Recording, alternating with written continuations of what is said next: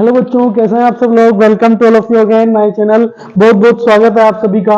तो आज का जो हमारा टॉपिक है वो आज आपको सामने दिख रहा होगा कि ऑर्गेनिक कन्वर्जन है ना। ऑर्गेनिक रिएक्शंस में सबसे पहले जो स्टेप बाय स्टेप यूज होने वाली चीजें आती है, तो सेलेक्टिव रिएक्शन के बारे में आज मैं डिस्कस करने वाला हूँ। ऑर्गेनिक से रिलेटेड ये चैप्टर है। आपको स्टेप अप रिएक्शन और स्टेप डाउन, तो इसका बेसिक मतलब ये ना थोड़ा सा सिलेबस से बाहर है, लेकिन कहीं ना कहीं यूज जरूर होता है कॉम्पिटेटिव लेवल में।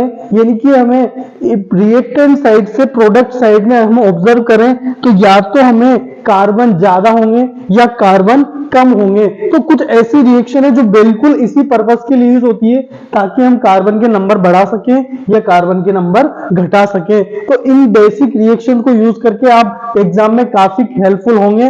तो स्टार्ट करते हैं आज के सेशंस को, but before like and subscribe, क्योंकि इस सब्जेक्ट नॉलेज के साथ साथ हम आपको क्या करते हैं, मोटिवेट भी करते रहते हैं। तो आज का जो हमारा मोटिवेशन है वो है कि बेहतर से बेहतर की तलाश करो, मिल जाए नदी तो समंदर की तलाश करो, और टूट जाता है शीशा पत्थर की चोट से, लेकिन टूट जाए पत्थर ऐसा शीशा तलाश करो। तो बी मोटिवेटेड है ना, सेल्फ रहें, सैचुरेटेड रहें और अपनी तैयारी को बरकरार करेंगे।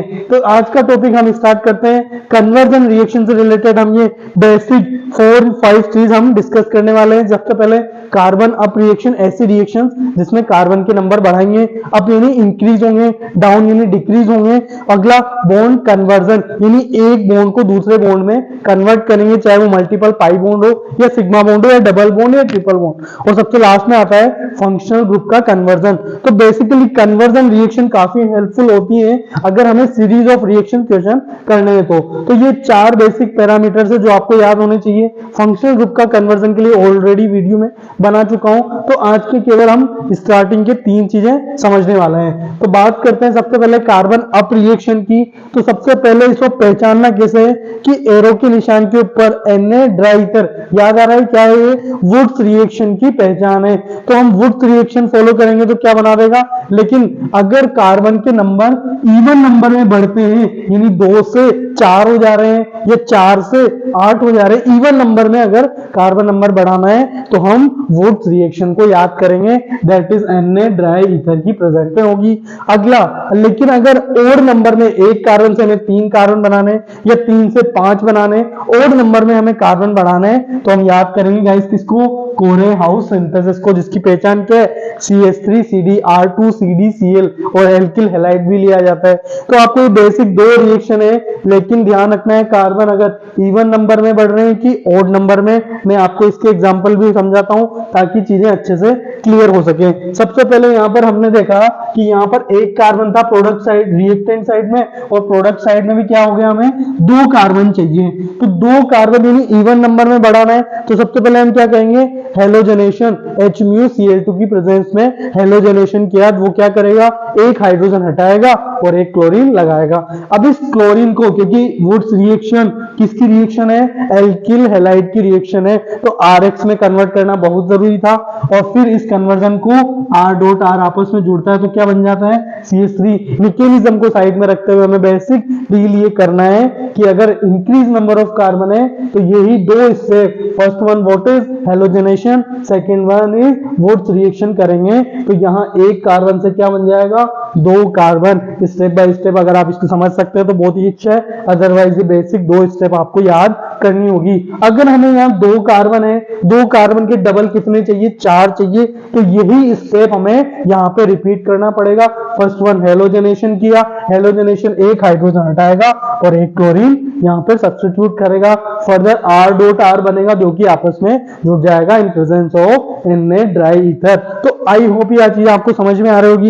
एक और एग्जांपल, यहाँ पर हमारे पास 4 कार्बन है और प्रोडक्ट साइड में कितने कार्बन हो गए हैं, 4 और 4 8, तो टोटल इवन नंबर में कार्बन हमारे पास क्या हो रहे हैं, इंक्रीज। स्टेप तो अभी भी 2 ही लगेंगे, पहले halogenation and after that Wurtz reaction. तो 2 स्टेप से इवन नंबर में आप कार्बन को इंक्रीज कर सकते हैं। तो आई होप बहुत ही हेल्पफुल ये रिएक्शन आपके लिए होने वाला है। अगला बात करते हैं, अगर हमें ओड नंबर में कार्बन बढ़ाने हैं तो यहाँ पर गाइज हमारे पास कितने कार्बन है, एक कार्बन है, और जैसे हम प्रोडक्ट में लिखते हैं यहाँ पर 3 कार्बन है, तो 3 कार्बन यानी कि ओड नंबर में हमारे पास कार्बन बढ़ रहे हैं। तो पहला स्टेप तो यहाँ पर भी सेम होगा, सबसे पहले हेलोजनेशन कराएंगे in presence of HMu and Cl2, तो एक हाइड्रोजन हटेगा और एक यहाँ पर Cl लगेगा। अब यहाँ पर किसके साथ रिएक्शन करवाई हमने, that is Corey House synthesis. तो कोरे हाउस सिंथेसिस में फ्री रेडिकल क्या होगा, इसी का डबल बार इससे जुड़ेगा, तो यहाँ पर 2 कार्बन से कितने कार्बन हो जाएंगे गाइस, 3 कार्बन हो जाएंगे। यहाँ पर हमने एक CH3 हैलाइड भी लिया, तो ये टोटल आपस में तीनों कार्बन जुड़ जाएंगे। तो सेम स्टेप यहाँ पर हमारे पास 2 कार्बन है, 2 कार्बन से हमें 3 कार्बन चाहिए, यानी कि ओड नंबर में इस बार हम कार्बन को बढ़ा रहे हैं। तो यहाँ पर क्या किया, फर्स्ट हेलोजनेशन, आफ्टर दैट कोरे House synthesis. Same step further हम रिपीट कर सकते हैं। यहाँ 4 कार्बन है, हमें 5 कार्बन चाहिए, तो ओड नंबर में सबसे पहले 2 ही स्टेप हमें लगानी है। तो इस तरह हम ओड नंबर में कार्बन इंक्रीज कर सकते हैं by the help of 2 step. तो आई होप ये हेल्पफुल जरूर रहेगा, आप इसको सब्सक्राइब करें और शेयर भी करें ताकि और भी लोग बेनिफिट हो सके। जो आज का हमारा दूसरा टॉपिक है that is carbon down reaction. Carbon down reaction में नाम से एक्सप्लेन है कि कार्बन क्या करेंगे, कम करेंगे। यहाँ पर हमारे पास 3 कार्बन है और फाइनली हमारे पास यहाँ कितने कार्बन हो गए, 2, 1 कार्बन हमने कम किया। अब 1 कार्बन को कम करने के लिए कुछ फर्दर 3 स्टेप हमने यूज की। First one halogenation, after that aqueous केज एंड फर्दर ऑक्सीडेशन, और फाइनली क्या उड़ा दिया हमने, CO2 उड़ा दिया। तो 1 कार्बन कम हुआ है जो कि CO2 की फॉर्म में उड़ गया है। तो CO2 क्या, कार्बोक्सिलिक एसिड बनाना पड़ेगा। अब कार्बोक्सिलिक एसिड के लिए हमारा हाइड्रोकार्बन था, हाइड्रोकार्बन से हमने एल्किल हैलाइड बनाया with help of halogenation. After इस बॉन्ड को क्या किया, एल्कोहल में कन्वर्ट किया, तो एक्वास OH में क्लोरीन की जगह क्या आ जाएगा, एल्कोहल। फर्दर इसके ऑक्सीडेशन से हमें क्या मिला, क्या मिलेगा गाइस, कार्बोनिल कंपाउंड, और उसके ऑक्सीडेशन से कार्बोक्सिलिक। तो हम यहाँ 2 स्टेप पे सीधा ऑक्सीडेशन करके कार्बोक्सिलिक भी मिल सकता है। और फाइनल NaH और CO क्या है गाइस, ये सोडा लाइम कार्बोक्सिलेशन है क्या, तो soda lime D carboxylation, D carboxylation क्या करेगा, CO2 को यहाँ से रिलीज करेगा, तो उससे 1 कार्बन क्या हो जाएगा गाइस, कम हो जाएगा। तो ये इतनी सारी स्टेप आपको करनी पड़ेगी तब जाके 1 कार्बन कम होता जाएगा। तो सिंपल सा तरीका है, कार्बोक्सिलिक एसिड बनाओ, वहां से CO2 उड़ा दो, इज इट। तो बात करते हैं अगला बॉन्ड कन्वर्जन की। यहाँ हमारे पास ट्रिपल बॉन्ड है, यानी 2 पाई बॉन्ड, और यहाँ केवल 1 सिग्मा, मतलब हमने बॉन्ड को कम किया है क्या।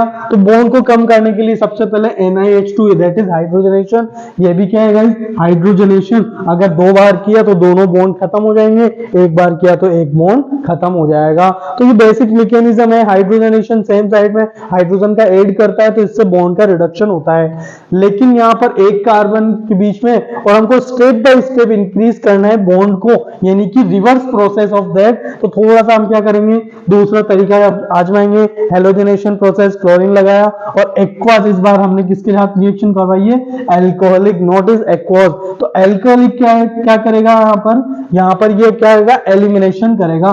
तो ये एलिमिनेशन Cl हटने से यहाँ पर क्या हो जाएगा, बॉन्ड बन जाएगा। फर्दर इसका हेलोजनेशन, यही स्टेप हम क्या करें, रिपीट करें, तो 1 बॉन्ड एक्स्ट्रा और आ जाएगा। यहां से यहां तक का ये स्टेप क्या हो गया गाइस, रिपीट हो गया है। तो आई होप बॉन्ड कन्वर्जन है ना आपको समझ में आया होगा और आपके लिए काफी हेल्पफुल रहेगा।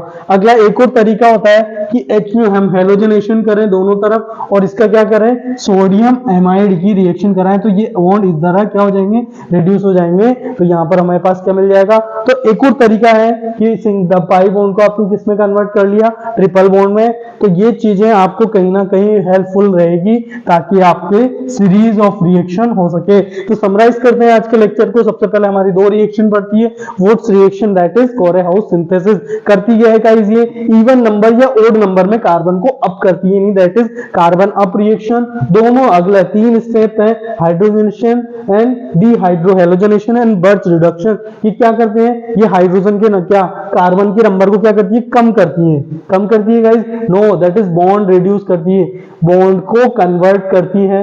तो ये बॉन्ड कन्वर्जन, ये कार्बन अप रिएक्शन, और ये फाइनल हमारे पास क्या आ गई, carbon down reaction. Down reaction मतलब CO2 की फॉर्म में हमें उड़ाना है, तो फाइनल किसी भी फंक्शनल ग्रुप को किस में कन्वर्ट करेंगे, कार्बोक्सिलिक एसिड, और वहां से एक CO2 उड़ा देंगे तो एक कार्बन कम हो जाएगा। तो that is summarize of all today's agenda.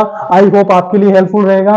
And सबसे लास्ट में myself Shubh Somani and I am very helpful to 9 to 12 chemistry, experience from Kota, basically career point and E2's education, so you can contact me for the any help regarding 9 to 12. Thank you.